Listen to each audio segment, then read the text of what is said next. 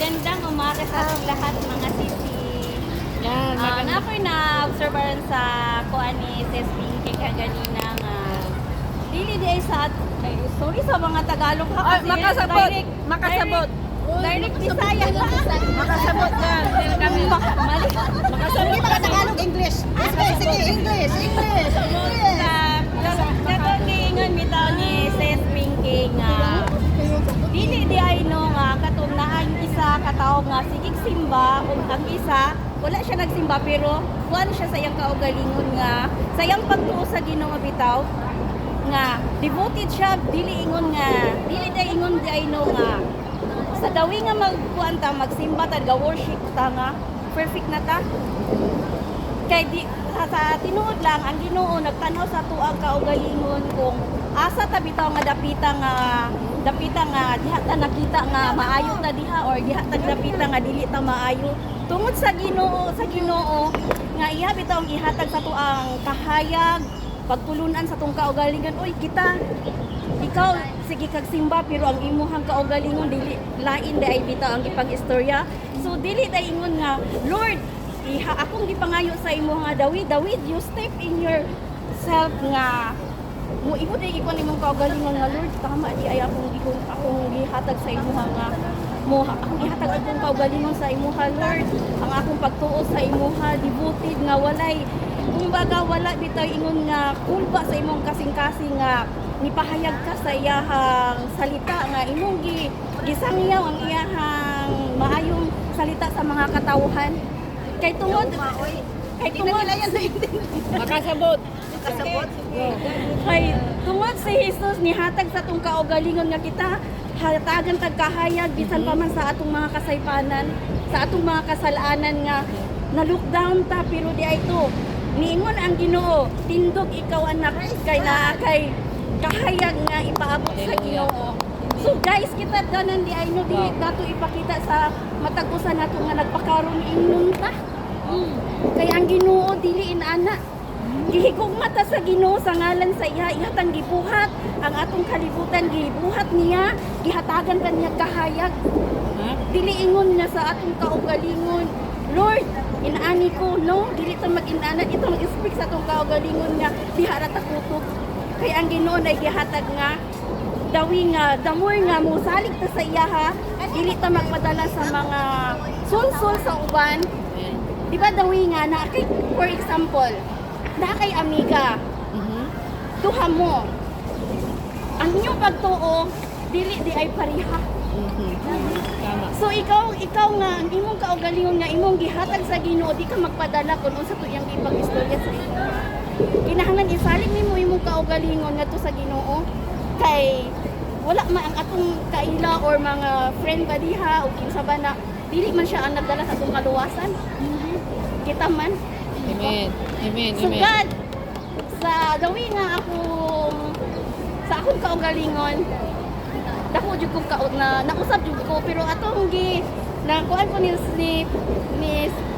Pastor Abner nga niingon siya atong nga sa atong kaugalingon na bay kausaban dito ba ko ato ningon ko nga sa ako wala ko'y kausaban sa akong kaugalingon kay sa akong kaugalingon nakahibalo ko nga wala ko nagpakasala sa Ginoo akong gihatag mo tuning ko sa akong kaugalingon wala ko'y usbon kay dawi nga wa ko ingon nga na ako gikuan nga tao na ako gipasakitan wa ko ingon nga nagpataas ko sa akong kaugalingon dawi nga step na anak ko sa tunga ngunong ingon ko sa akong kaugalingon dili na ako usbon ang akong kaugalingon para sa bisan unsa kay ako sa akong kaugang kasayos ko nga wala ko nagpangasala kung gani ka rin nga naako dili sa Hong Kong murag ang akong gibati bitaw nga murag taas nga murag dawi ko nga mo supay ko sa Ginoo Amen.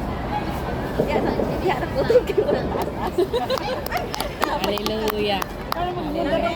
Ako na.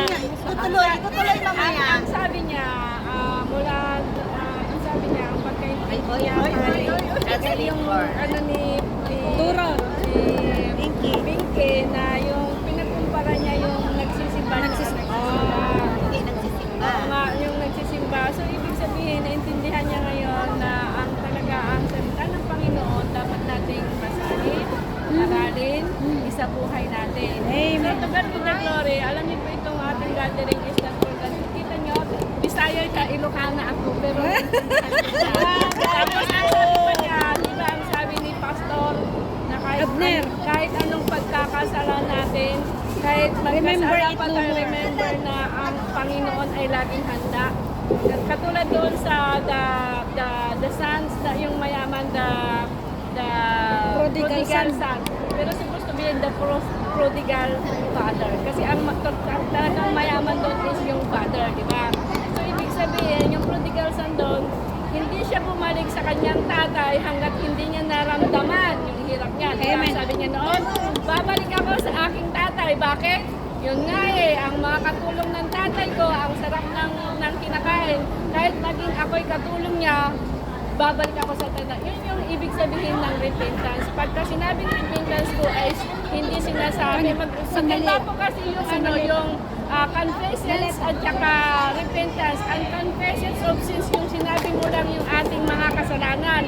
Pero yung repentance po, nakikita po yun sa araw-araw na babago. Nababago tayo araw-araw, nababago tayo araw sa pamagitan ng salita ng Panginoon pagbabasa. Yun lang po. So, next, baka yung bago po. Sige, next. Parang yung pagkaintindi ko sa kanila is yung about yung pinag-compare ko. Alam nyo kasi dati, ang sabi ko, noon hindi pa ako ng Christian. Chismosa talaga ako. Tinitignan ko yung mga ng tao. Di ba ganun tayo minsan? Nakikita natin yung iba, hindi natin nakikita yung sarili natin. So, nanggap ko na si Lord, chismosa pa rin ako, pero Balansin na. Mayroon. Experience Florida. Ayun, parang naiba yung the way tayo nakita, hindi na tayo, hindi naman pagka ganun, hindi na talaga tayo nagkakasala talaga tayo sa isip pa lang. May naisip pang mali, pagkakasala na yun kaya nga, may nakita ka na tapos sa isip mo, iba, pagkakasala na yun. So, kasi we are still living in blessed, living in peace pa tayo. Marami tayong makikita sa paligid. At sabihin natin ayaw natin makasala kahit nga nakapikit tayo Yung naisip natin, iba nagkakasala pa rin natin. Tama. Kahit nga sa asawa ko minsan, kahit hindi ka Wala dyan, picture ni mahal na kanina. kahit ang ganda-ganda nga mamaya, pagkakaway na tayo, iba na. Kasi, Tama. Yung ano lang tayo kasi, tao lang tayo. pero at least, marirealize mo, hindi pala yung Lord. Okay na. Patawan. Yung ganun ba? Sorry, Lord. Wala na. Sorry, Lord. Ayun lang.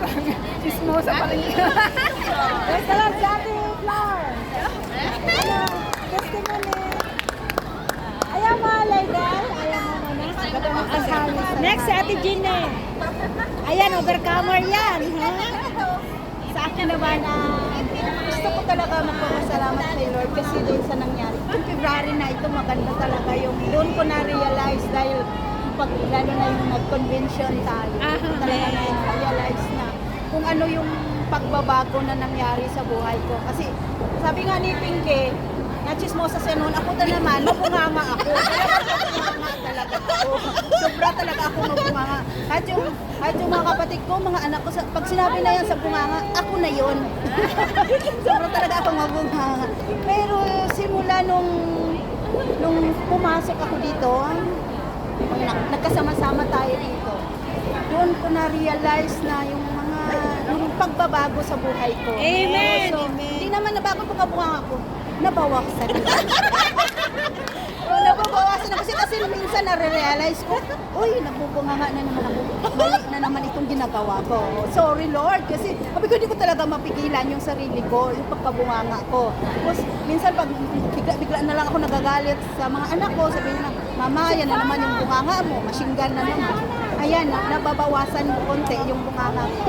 At saka, yung one time pa yung inano ako nilehan ako ni Pastora Joby. Joby, So, hindi ko talaga ina-expect yun. Parang ayaw ko magpalehan noon. Paano na yun? Sabi ko, Lord, kailangan pa ba? Parang sabi ko, parang minabago na sa buhay ko. Parang ayaw ko na. Tapos, parang sabi, umurong-urong ako konti. Then sabi ko, ay tapos na. Sabi ko, ay hindi na ako. O sabi ni Pastora Joby, gusto mo ba magpalihan? Sabi ko, sabi ko, tapos na eh. Sabi ko sa kanya. O sabi niya, halika. Tapos inano niya ako. Tapos wala naman akong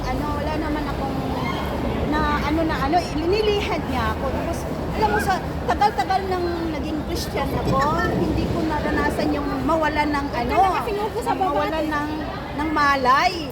Kasi doon ko talaga na-realize na, kasi nag-pray lang ako na, Lord, kapag nabago mo na ang puso ko, marunong na ako magpatawad, so ipakita mo sa akin. Amen, amen. Pakita mo sa akin. So habang nililay ako ni Pastora Joby, yun ang pinipray ko. So, bigla akong hinugot doon sa liwanag. Oh, praise the Lord. Oo, binugot ako sa liwanag. Kaya doon nawalan ako ng malay. Nawalan ako ng lakas. Parang gusto ko siyang labanan. Hindi ko na siya malabanan. So, nagbulat na lang ako. Nakahiga na ako. So, sabi ko, yung liwanag na yun, siguro yung sign ni Lord sa akin na yung lahat ng mga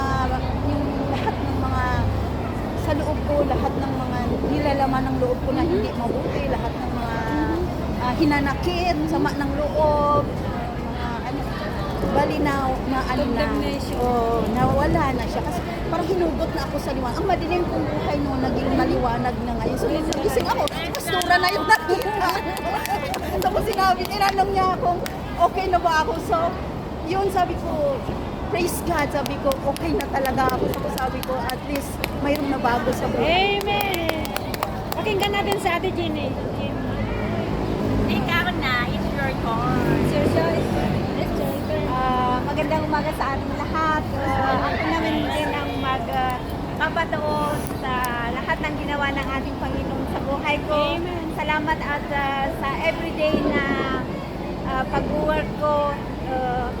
Maganda naman, masaya at ng trabaho ko, siya ang tumutulong sa pag-aalaga sa aking mga bata sa bahay.